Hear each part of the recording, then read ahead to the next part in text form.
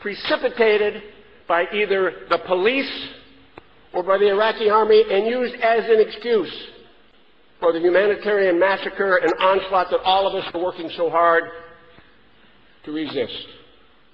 The demands are reasonable. And I say to the UN Special Envoy, to our Special Envoy, you must use every influence you possibly can. And for those who say we're not part of this anymore, I remind my friends in the United States, 4,400 Gold Star mothers in America whose sons and daughters have been killed to bring self-governance and democracy to Iraq. And I would dare say I would not want to be speaking for them, the pain, the sorrow, the anguish to have lost someone in Iraq. But I can't believe that a single American parent who lost a son or daughter on the field of battle in Iraq would tolerate a United States government sitting idly by while the government that their sons and daughters lost their life in fighting to preserve and protect went in and massacred innocent, defenseless citizens of another country. It is un-American.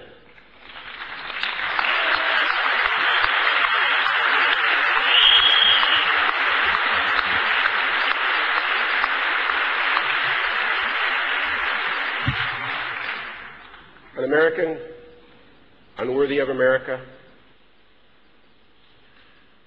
I like to tell people from time to time, America, if it were a product, what we try to sell is a brand. You know, every product that you like, there's a brand associated with it and you're attracted to it. Well, sometimes I think America gets a little preachy around the world about our brand. There are certain characteristics of our country of which I'm particularly proud, and it is the freedom and the tolerance and the diversity. It's also the rule of law, the Constitution of the United States, our credibility. So the fourth theme that I think we need to, hopefully the historians will record, is that our persistent cry to delist, delist, delist was finally heard by the United States government. The EU, the UK, even the courts in the United States have said there is no reason. There's no legal justification.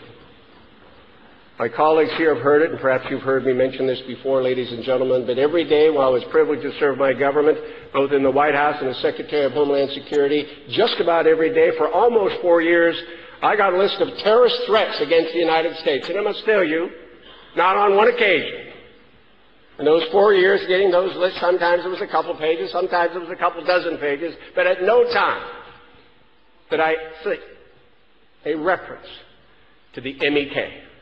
Never.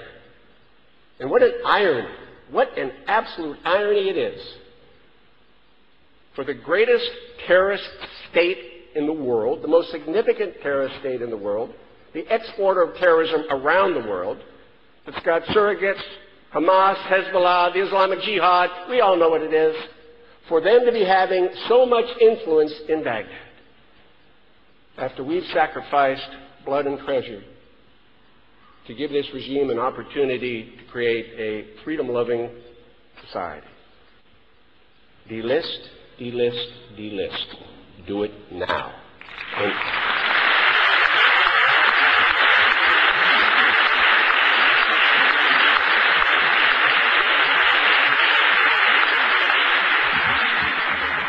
Mrs. Rajvi, again, it is a high honor for me to be associated with you, but also with the distinguished international presence here on the panel.